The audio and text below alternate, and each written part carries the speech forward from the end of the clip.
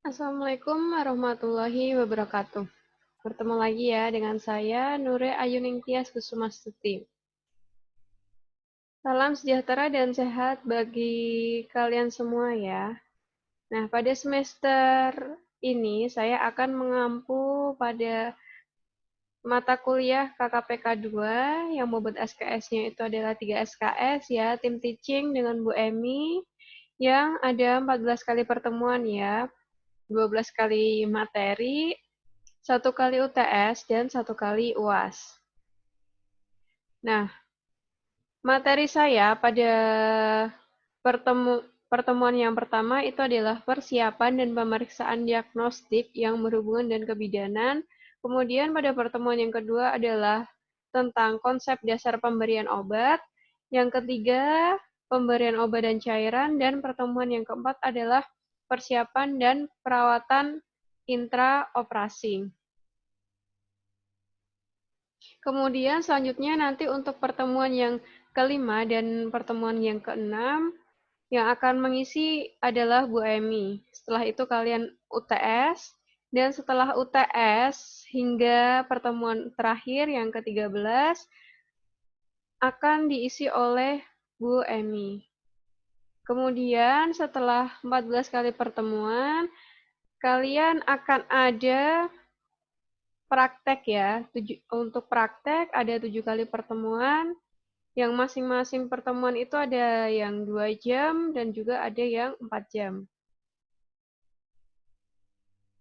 Untuk saya, itu ada 2 kali praktek ya, yaitu untuk tindakan pemeriksaan diagnostik dan tindakan pemberian obat yang terdiri melalui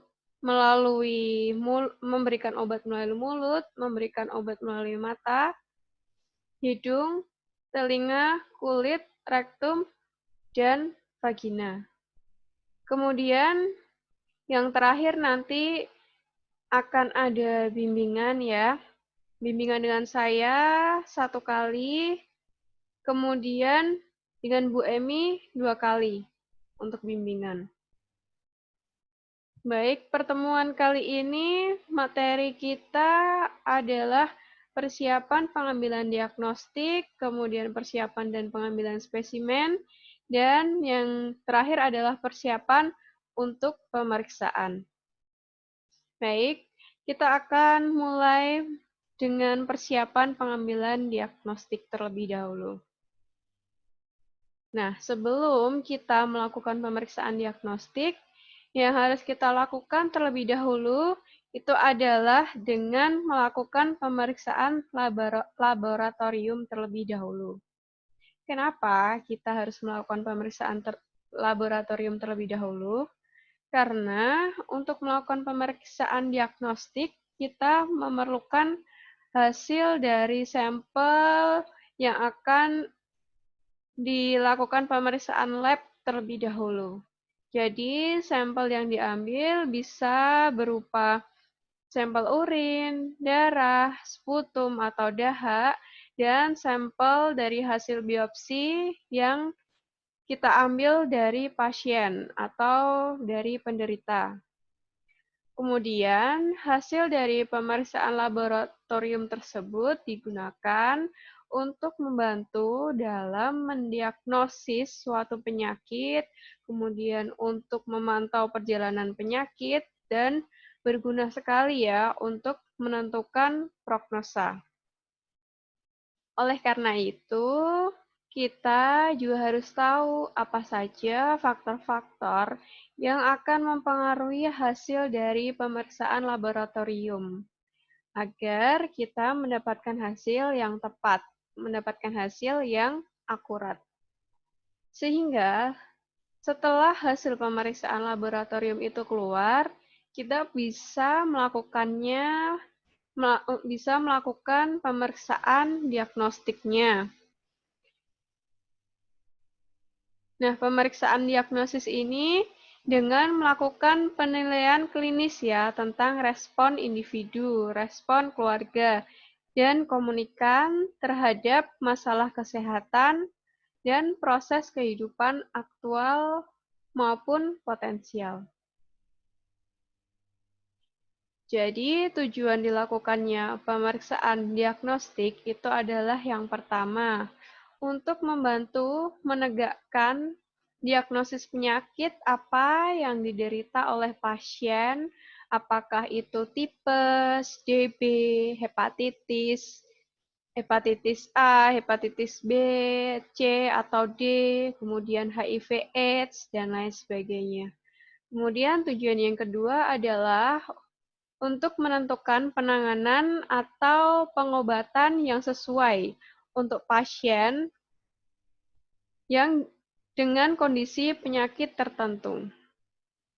Jadi, pengobatan apa saja yang harus dilakukan terhadap pasien tersebut. Penanganan apa saja yang harus dilakukan dengan kondisi pasien tersebut. Nah, 3 faktor utama yang mengakibatkan kesalahan pada tahap prainstrumentasi yaitu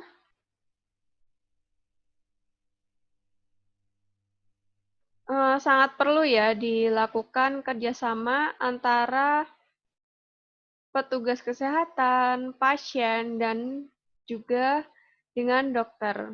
Hal ini dikarenakan tanpa adanya kerjasama yang baik antara petugas kesehatan, pasien, dan dokter itu akan mengganggu atau akan mempengaruhi dari pemeriksaan laboratorium.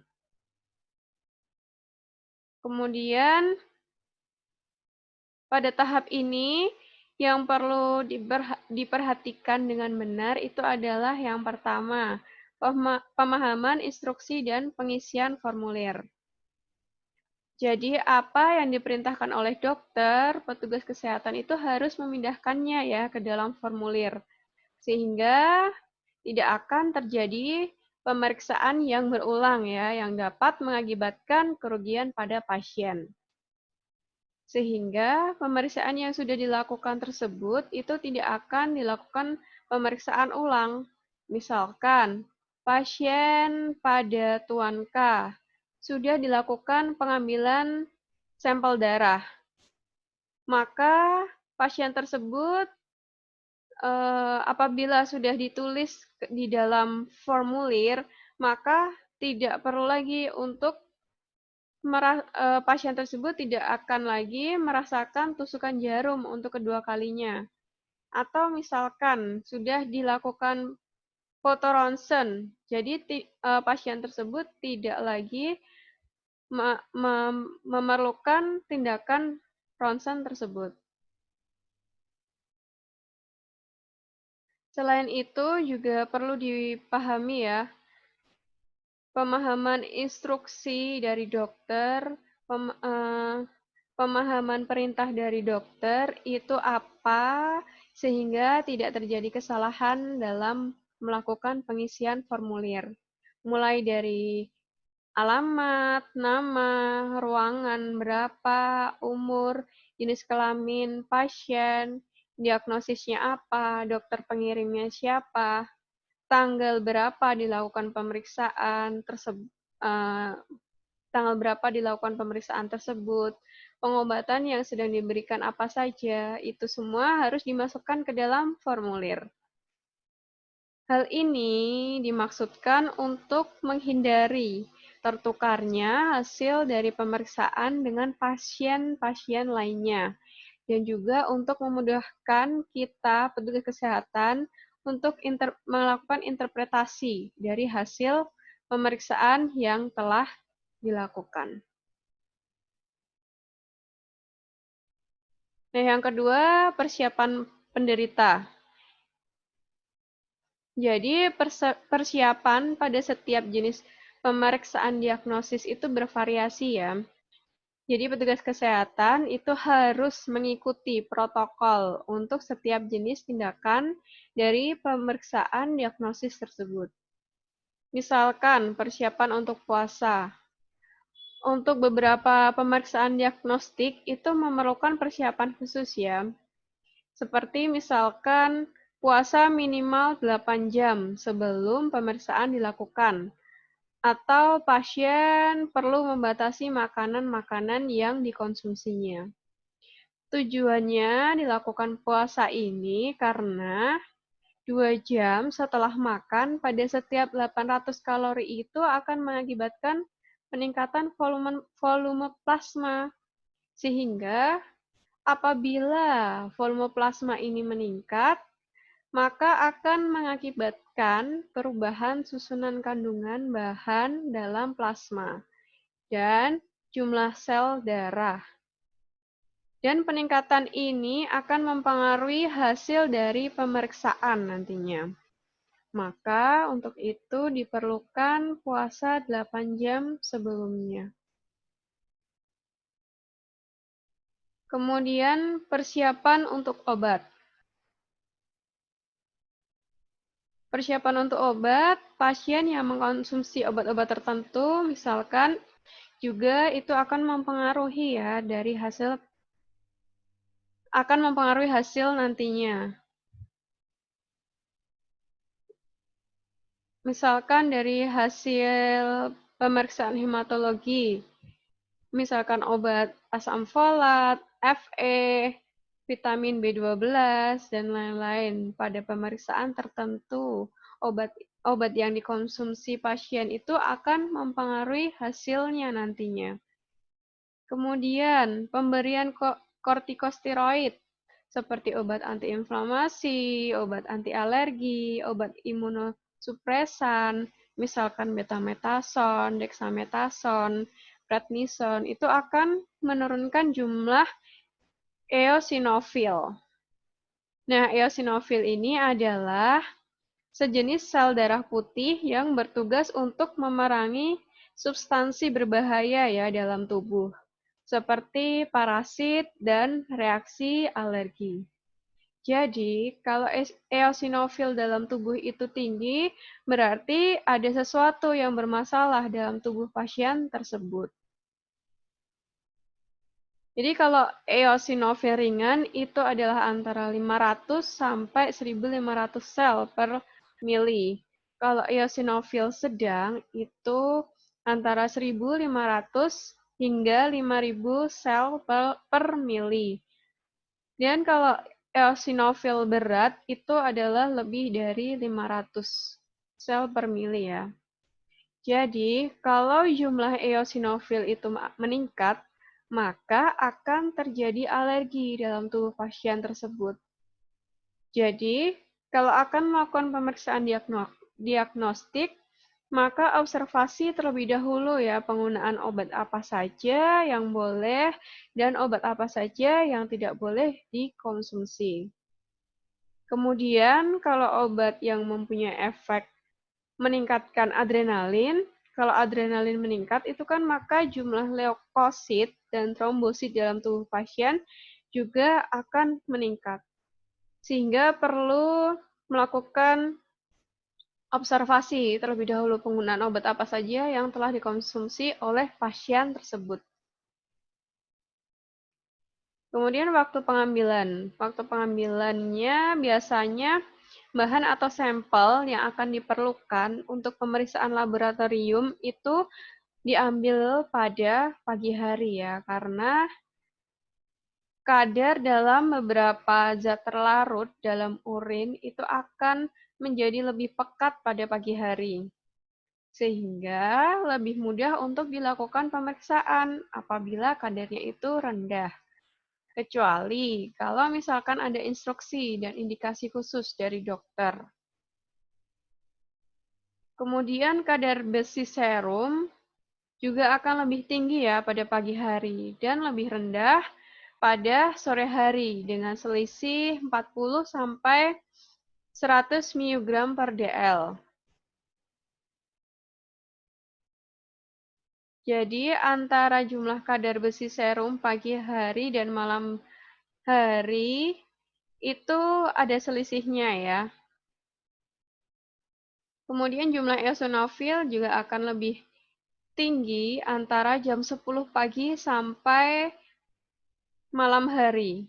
Kemudian akan menurun lagi kadarnya mulai dari tengah hari atau midnight sampai dengan pagi hari. Untuk itu, kenapa biasanya sampel yang akan diambil untuk pemeriksaan lab itu diambil pada pagi hari. Kemudian untuk posisi pengambilan sampel pada pasien rawat inap, posisinya kan biasanya berbaring ya. Jadi, pada saat akan dilakukan pengambilan sampel, biarkan posisi pasien itu tetap berbaring ya di atas tempat tidur, agar tidak mengurangi 10% volume plasma yang disebabkan oleh perubahan posisi pasien tersebut. Jadi tidak perlu dilakukan perubahan posisi ya, agar tidak mengurangi volume plasma sebesar 10%. Untuk persiapan alat yang akan dipakai, itu harus diperhatikan ya instruksi dari dokter sehingga tidak akan salah dalam mempersiapkan alat-alatnya. Kemudian untuk pengambilan sampel darah yang perlu dipersiapkan itu adalah kapas alkohol 70% ya, kemudian torniket, spet 2,5 mili atau 5 mili sesuaikan dengan kebutuhan ya, dan penampung kering yang bertutup, dan yang sudah diberikan label pastinya ya, agar tidak tertukar dengan pasien lain. Kemudian labelnya juga harus memuat informasi yang tepat, informasi pasien yang sesuai. Setelah itu, sertakan formulir permintaan laboratorium yang tepat, kemudian kirim spesimen ke laboratorium sesegera mungkin setelah pengambilan. Untuk pengambilan urin,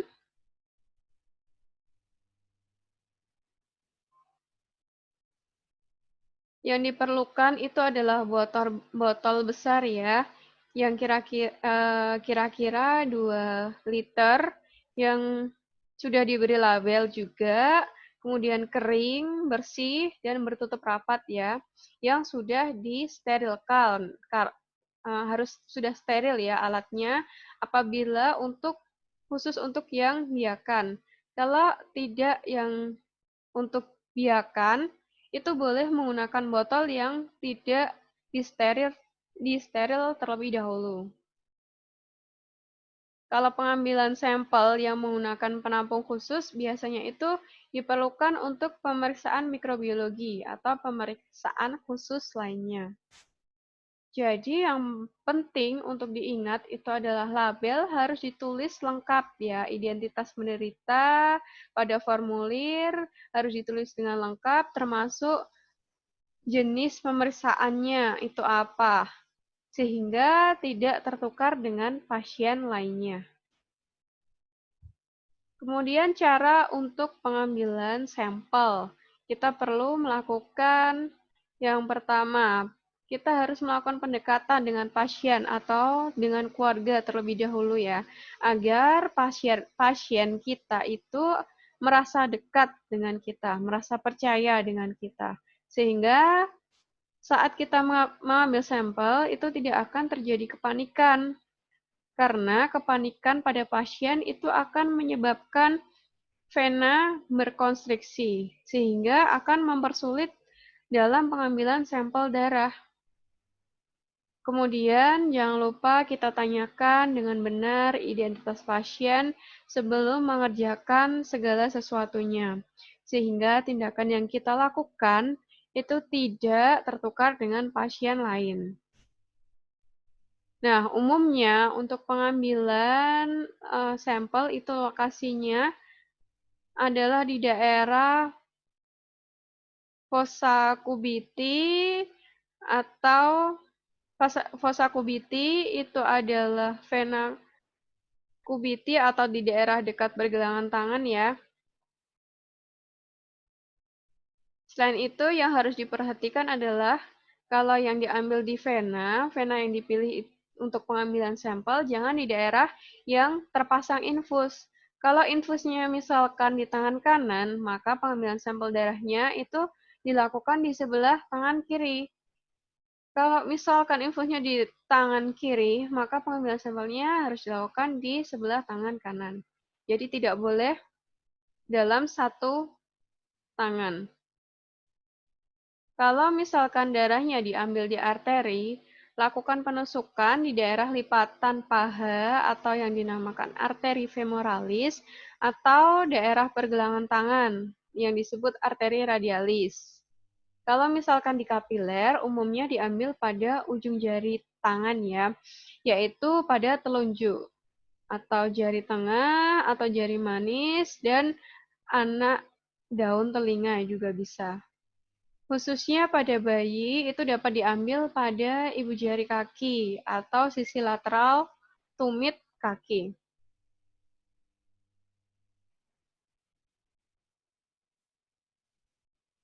Untuk penanganan awal, sampel dan transportasinya yang harus dilakukan itu adalah yang pertama, catat dalam buku ekspedisi dan cocokkan sampel dengan label dan formulir. Kalau sistemnya memungkinkan, bisa dilihat apakah sudah terhitung biayanya atau sudah lunas atau belum. Kemudian yang kedua, jangan lupa melakukan homogenisasi pada bahan yang mengandung antikoagulan. Homogenisasi itu apa? Homogenesis itu adalah kestabilan zat. Jadi zatnya itu harus seimbang terlebih dahulu ya, sehingga jika berinteraksi dengan obat-obat yang mengandung antikoagulasi itu tidak akan menghambat pembekuan darah tersebut. Kemudian yang ketiga, segera tutup penampung sampel yang ada, sehingga tidak akan tumpah. Kemudian yang keempat, segera dikirim ke laboratorium, karena apabila terlalu lama itu tidak baik. Kemudian yang kelima, perhatikan persyaratan khusus untuk bahan tertentu, seperti misalkan darah arteri untuk analisis gas darah. Itu harus menggunakan suhu 4-8 derajat Celcius ya, dalam air es. Dalam air es ya, bukan es batu, sehingga tidak terjadi hemolisis. Kemudian langkah kedua yaitu interpretasi data ya. Dalam interpretasi data, yang pertama, kita tentukan aspek positif pasien atau klien terlebih dahulu. Jika klien memerlukan standar kriteria kesehatan, perawat atau tenaga kesehatan itu harus menyimpulkan bahwa aspek positif klien tersebut itu dapat digunakan untuk meningkatkan atau untuk membantu memecahkan permasalahan yang ada. Kemudian yang kedua, tentukan masalah klien. Jika klien tidak memenuhi standar kriteria, maka klien atau pasien tersebut mengalami keterbatasan dalam aspek kesehatannya. Sehingga pasien tersebut memerlukan pertolongan dari petugas kesehatan untuk menentukan permasalahan pasien. Kemudian yang selanjutnya adalah menentukan masalah klien yang pernah dialami oleh pasien. Sehingga tenaga kesehatan dapat menyimpulkan bahwa daya tahan tubuh klien itu tidak mampu untuk melawan infeksi tersebut. Kemudian yang keempat adalah tentukan keputusan. Penentuan keputusan ini didasarkan pada jenis masalah yang ditemukan pada pasien. Apabila tidak ditemukan masalah, maka perlu untuk melakukan peningkatan status dan juga fungsi kesehatan tubuh pasien. Kemudian yang kelima, mengumpulkan data yang lengkap untuk lebih mengidentifikasi masalah-masalah yang akan muncul, potensi masalah yang akan muncul pada pasien tersebut. Kemudian yang terakhir adalah masalah kolaborasi ya. Kolaborasi itu bisa dilakukan dengan berkonsultasi dengan tenaga-tenaga kesehatan lainnya yang profesional, yang kompeten, untuk menyelesaikan permasalahan-permasalahan tersebut. Langkah selanjutnya yaitu petugas melakukan validasi data agar data yang kita peroleh itu dapat akurat. Nah, validasi itu dilakukan dengan memberikan pertanyaan dan pernyataan kepada pasien tentang kejelasan dari interpretasi pada langkah kedua tadi ya, yang sehingga data yang kita peroleh itu menjadi aktual, terkini ya.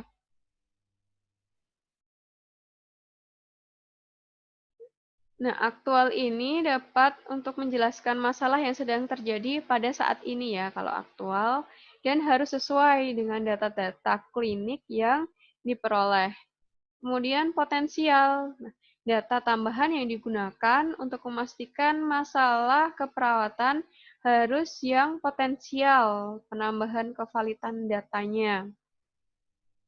Kemudian resiko. Resiko ini dapat menjelaskan masalah yang akan terjadi. Resiko yang akan terjadi itu apa, sehingga tidak perlu untuk melakukan intervensi-intervensi atau penanganan-penanganan keperawatan yang tidak dibutuhkan oleh pasien. Kemudian sejahtera. Jadi keputusan klinis tentang status kesehatan klien atau pasien itu akan meningkat level kesejahteraannya. Kemudian, apabila pasien itu kesejahteraannya levelnya meningkat, akan meningkatkan proses penyembuhan pada pasien tersebut.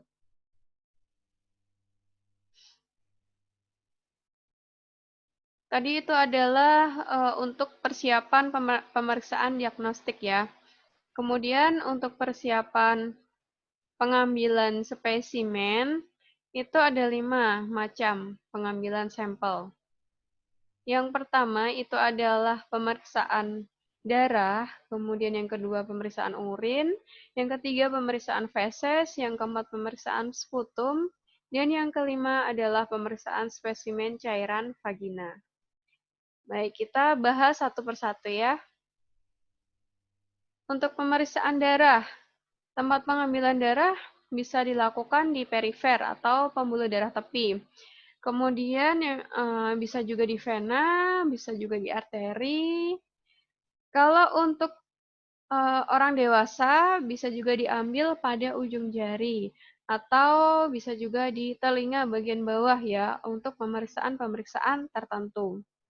Kemudian kalau untuk bayi dan anak kecil itu bisa diambil di ibu jari kaki atau tumit. Nah, bentuk pemeriksaan dalam pengambilan sampel itu adalah jenis atau golongan darah, kemudian pemeriksaan HB, gula darah, malaria, dan fileria.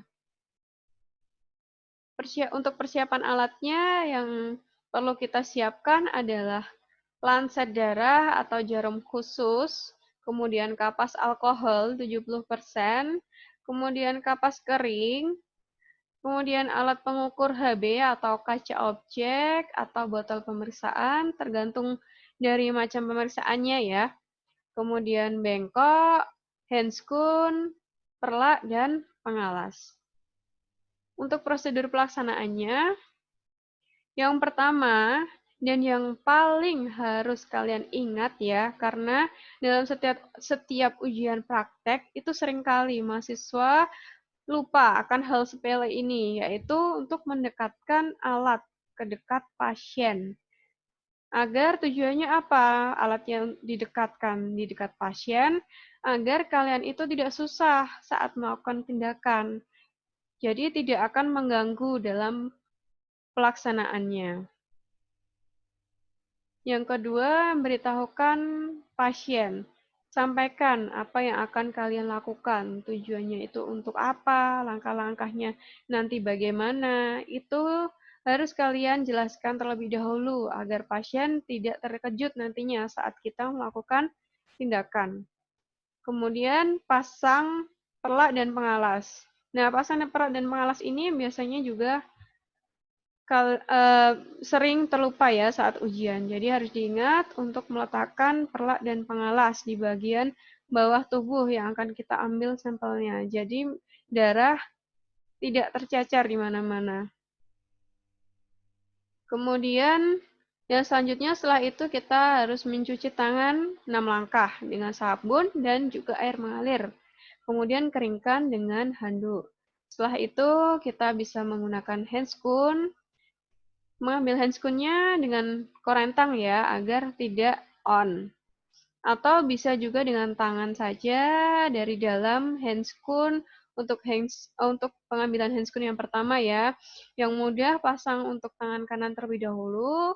Setelah handscoon tangan kanan terpakai, kemudian ambil handscoon untuk yang sebelah kiri dengan menggunakan tangan kanan yang sudah memakai handscoon. Nah, yang dipegang adalah handscoon bagian luar ya. Setelah handscoon terpakai pada kedua tangan, kemudian persiapkan bagian tubuh yang akan ditusuk. Kemudian kulit pada bagian yang akan ditusuk itu dihapus hamakan, didisinfektan terlebih dahulu menggunakan kapas alkohol 70%.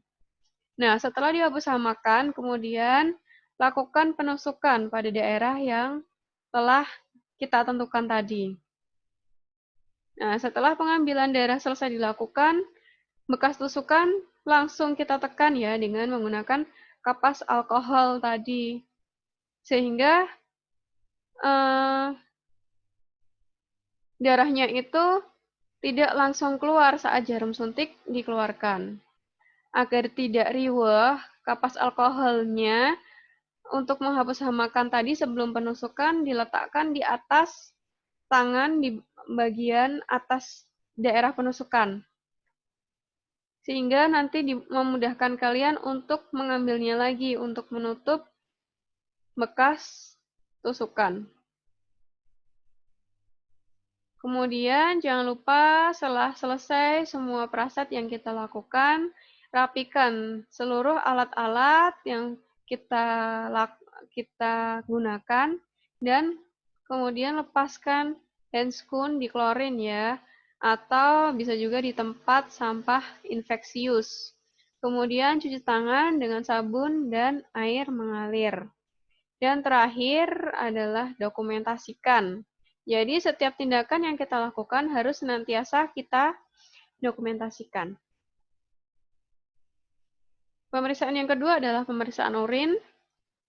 Tujuan dilakukannya pemeriksaan urin adalah untuk yang pertama, untuk menafsirkan proses-proses metabolisme tubuh. Kemudian untuk mengetahui kadar gula pada tiap-tiap waktu makan pada pasien yang menderita DM atau diabetes mellitus.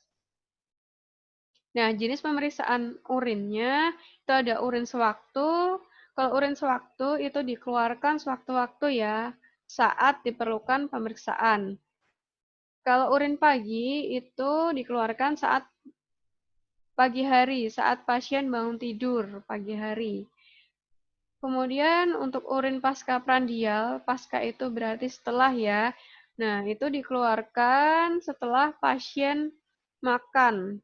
Setelah pasien makan 1,5 sampai 3 jam sesudah pasien makan. Kemudian untuk urin 24 jam itu urin yang dikumpulkan dalam waktu 24 jam. Jadi selama 24 jam itu urinnya selalu dipantau.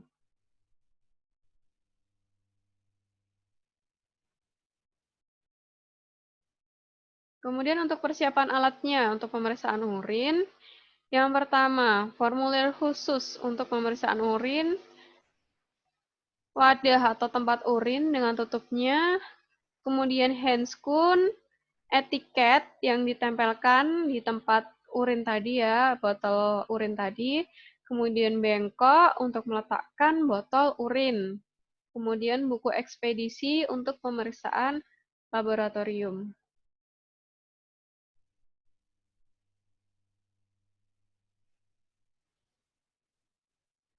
Untuk prosedur tindakannya, Yang pertama, pastinya kita harus mencuci tangan, mengisi formulir, memberikan etiket pada wadah atau botol, kemudian memakai handscoon, menuangkan 100 cc urin dalam bengkok ke dalam wadah, kemudian jangan lupa untuk ditutup rapat. Kemudian menyesuaikan data formulir dengan data pada etiket ya. Kemudian menuliskan data formulir ke dalam buku ekspedisi, meletakkan wadah ke dalam bengkok atau tempat khusus yang bertutup. Setelah selesai semua kita bereskan dan rapikan alat.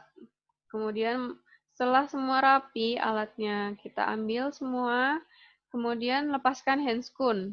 Dan yang terakhir adalah cuci tangan. Untuk ketiga adalah pemeriksaan feses. Nah, tujuan dari pemeriksaan feses ini adalah untuk mendiagnosis dengan cara mendeteksi kuman apa yang ada di dalam tubuh pasien ya, melalui feses pasien. Apakah ada kuman salmonellanya, atau Shigella, atau Sericea coli, atau Staphylococcus.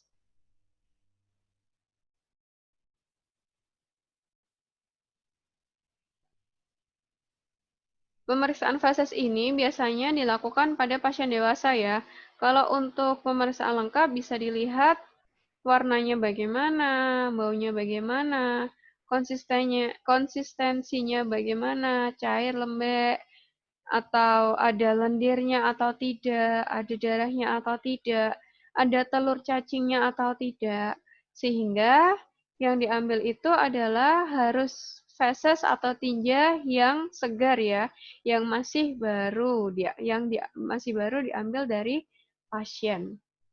Untuk persiapan alatnya yang harus dipersiapkan adalah handscoon bersih, vaselin sebagai pelumas ya agar pasien tidak merasakan sakit, kemudian botol bersih dengan tutupnya, lidi dengan kapas lembab dalam tempatnya, bengkok, perlak pengalas, tisu untuk membersihkan bagian luar bokong ya, kemudian yang kedelapan tempat bahan pemeriksaan dan sampiran ya untuk menjaga privasi klien. Karena yang diambil itu adalah feses, yang diambil dari dubur. Jadi harus benar-benar diperhatikan privasi untuk kliennya. Kemudian untuk prosedur pelaksanaannya, kita dekatkan alat, beritahu pasien apa yang akan kita kerjakan, kemudian cuci tangan, masang perlak dan pengalas, dan jangan lupa privasi klien untuk menutup sampiran, kemudian melepaskan pakaian bawah pasien, mengatur posisi pasien dorsal recumbens, kemudian setelah mengatur posisi dorsal recumbens, kita bisa langsung memakai handscoon. Kemudian setelah memakai handscoon, telunjuk kita diberi vaselin ya, agar pasien itu tidak merasakan sakit saat telunjuk kita dimasukkan ke dalam dubur. Lalu masukkan telunjuk kita ke dalam dubur atau ke dalam anus ya, dengan arah telunjuk itu ke atas, kemudian diputar ke kiri, kemudian ke kanan, sampai teraba feses, sampai teraba tinjanya. Kemudian setelah tinja itu didapatkan, kemudian keluarkan secara perlahan dan masukkan ke dalam tempatnya yang sudah disediakan. Setelah itu, anus dibersihkan ya dengan menggunakan kapas lembab dan keringkan dengan tisu. Setelah selesai, kita lepaskan handscoon dengan cara terbalik ya. Kemudian rapikan kembali pasien dan terakhir kita cuci tangan. Untuk pemeriksaan kultur atau pembiakan, pengambilan tinja itu dilakukan dengan cara steril ya. Caranya, langkah-langkahnya itu sama dengan cara toucher tadi. Tetapi alat-alat yang digunakan untuk melakukan toucher itu adalah dalam keadaan yang steril. Jadi bedanya hanya alat-alatnya saja ya, steril atau tidak steril. Yang keempat, pemeriksaan sputum. Untuk pemeriksaan sputum, bahan yang keluar dari tubuh pasien itu adalah dari bronki atau dari trachea, bukan dari ludah ya, atau lendir yang keluar dari mulut, atau dari hidung, atau dari tenggorokan. Nah, tujuan dari pemeriksaan sputum ini untuk mengetahui basil tahan asam dan mikroorganisme yang ada dalam tubuh pasien, sehingga diagnosis dapat kita tentukan. Nah, indikasi dilakukan pemeriksaan sputum ini adalah pada pasien yang mengalami infeksi atau mengalami peradangan saluran pernafasan yang memerlukan pemeriksaan sputum. Persiapan alatnya yaitu sputum pot atau tempat ludah yang tertutup ya, kemudian handscoon, kemudian formulir dan etiket untuk ditempelkan di sputum pot tadi atau botol atau tempat ludah tadi ya. Kemudian formulir tadi sudah, kemudian perla dan pengalas, dan bengkok dan tisu untuk membersihkan sisa-sisa sputum yang ada di pasien. Kemudian untuk prosedur tindakannya, langkah-langkahnya yang pertama adalah menyiapkan alat, memberitahu pasien tindakan yang akan kita lakukan. Setelah memberitahu, kita baru mencuci tangan ya. Kemudian mengatur pasien untuk posisi duduk, kemudian memasang perla dan pengalas di bawah dagu ya untuk menyiapkan bengkok. Kemudian memakai handscoon, kemudian meminta pasien untuk memasukkan dahaknya ya ke dalam tempat yang sudah disiapkan atau sputum pot. Kemudian mengambil 5 cc bahan, lalu masukkan ke dalam botol. Setelah itu bersihkan mulut pasien dengan tisu tadi, kemudian membereskan pasien dan juga alat-alat. Setelah itu, kita lepaskan handscoon dan cuci tangan. Pengambilan spesimen cairan vagina atau biasa disebut dengan pap smear. Jadi pap smear ini adalah pemeriksaan yang dilakukan untuk mendeteksi adanya CA cervix atau sel prakanker. Kemudian bisa juga untuk mengkaji efek dari pemberian hormon seks, serta untuk melihat respon dari pasien terhadap kemoterapi dan radiasi yang dilakukan pada pasien. Nah, persiapan alat dan bahannya yaitu kapas lidi steril, gelas objek, bengkok, sarung tangan, spekulum untuk membuka vagina, kemudian kain kasa, kapas sublimat, dan juga perlak dan pengalas.